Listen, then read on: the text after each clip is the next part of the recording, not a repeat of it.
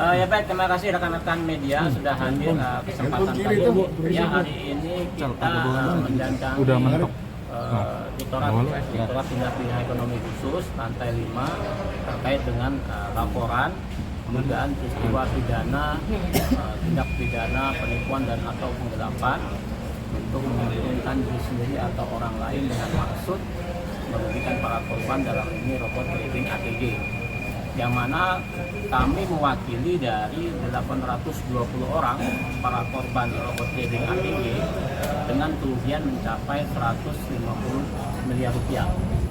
Dengan korban dan kerugian begitu banyak, ada pola-pola yang dilakukan oleh para pelaku robot ATG ini, yaitu yang mungkin kawan-kawan media sudah tahu bahwa CEO-nya adalah Wahyu Kenzo yang sudah ditetapkan sebagai tersangka hari ini dan saat ini dalam proses penyidikan. Nah, barang tentu hari ini kami mendatangi Bareskrim terkait dengan memperdalam ataupun terkait dengan dugaan tindak pidana TPPU-nya, karena bagaimanapun juga kerugian korban adalah salah satu upaya dari kami untuk mengembalikan itu.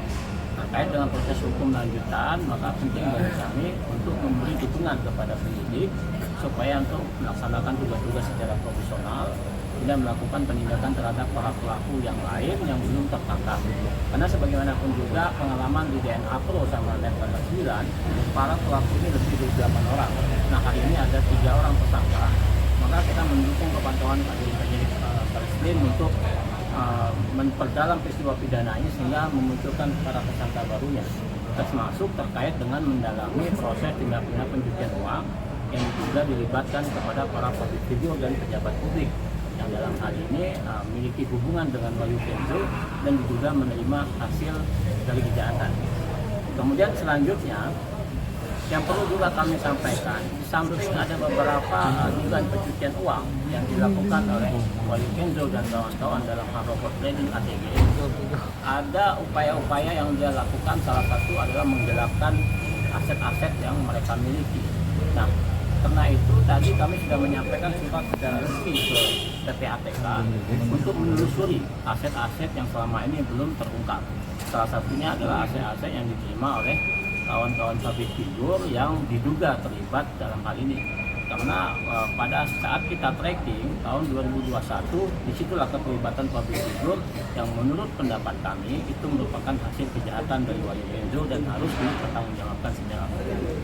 Nah, kemudian berikutnya terkait dengan pola ini, hari ini kita sudah saat ini dalam proses pembuatan EP, karena kawan-kawan tahu sendiri membuat EP begitu memakan waktu.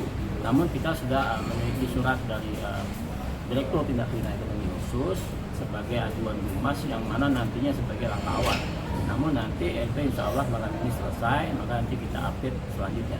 Berarti sudah diterima ya Bang? Laporannya? Sudah, tinggal masih dalam proses penyidikan dan lain-lain. Untuk kalau tadi asetnya apa aja Bang? Kalau aset ya banyak ya, yang sudah tersita baik itu yang bergerak maupun tidak bergerak, maka kita tadi menyampaikan ke PPATK ya untuk ditelusuri aset-aset, sudah kita kasih nomor rekeningnya, kemudian kita sudah kasih tahu di mana aset-aset itu, maka barang tentu fungsi PPATK untuk men-tracking itu, seperti itu nanti PPATK koordinasi ke penyidik untuk melakukan penyitaan yang nantinya harapan kita dikembalikan kepada para korban. 8 orang siapa aja itu Bang? Public figure Bang. Public figure 8 orang siapa aja? Public figure 8 orang diduga namanya RH ya, yaitu Raffi Ahmad ya, Raffi Ahmad. Kemudian ada juga Atta Halilintar, kemudian ada juga Kevin William ya, Stephen William, kemudian juga ada Ian Demasif, kemudian juga ada Judika, kemudian ada Dr. Tirta, kemudian ada Faisal dan Haji Faisal. Yang terakhir Mufista.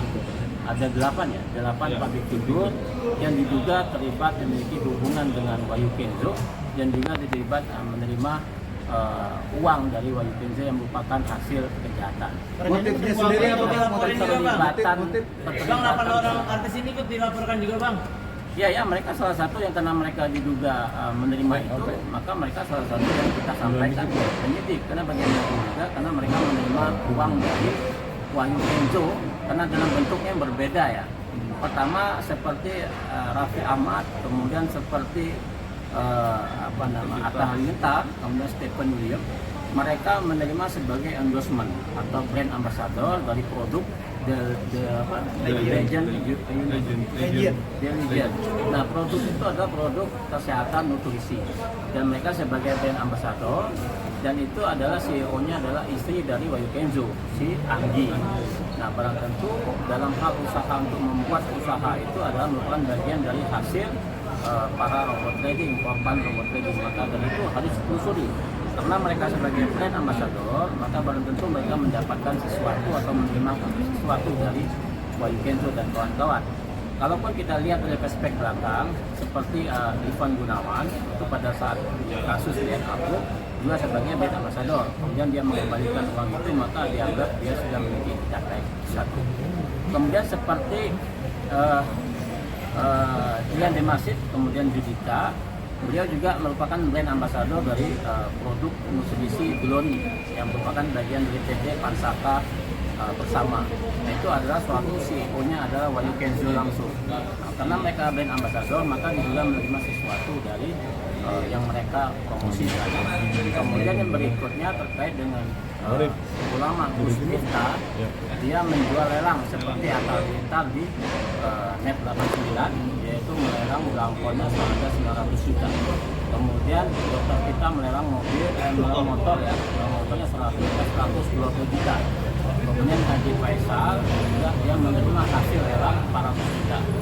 Nah, pola-pola ini sering terjadi di Net 8 di DNA Pro, di ATG, dan juga pola-pola menggunakan kawan-kawan public figure seperti Atta Halilintar kan sudah pernah terjadi di Net 89, dan ini juga terulang di DNA Pro. Nah, maka dari itu kita berharap kawan-kawan public figure ini dengan itikat baik membantu kami, membantu para korban, membantu para penyidik untuk mengungkapkan peristiwa hukum ini supaya terang benderang dan dapat mengembalikan aset-aset para korban. Itu harapan kita yang kita berikan kepada penyidik untuk mengusut ini. Bang, di belakang ada korban bisa Atau mau ditunjuk dulu gambar itu, nomor ya diikat dulu.